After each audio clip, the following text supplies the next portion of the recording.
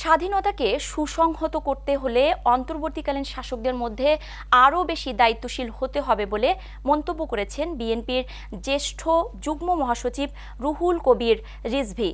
গেল বুধবার দুপুরে তিনি সহ বিএনপির নেতাকর্মীগণ সিলেট নগরের যতুরপুর এলাকায় ছাত্র জনতার আন্দোলনে গুলিতে নিহত সাংবাদিক এটিএম তুরাবের পরিবারের সঙ্গে দেখা করার পর সাংবাদিকদের সঙ্গে আলাপকালে এ মন্তব্য করেন রুহুল কবির রিজভী।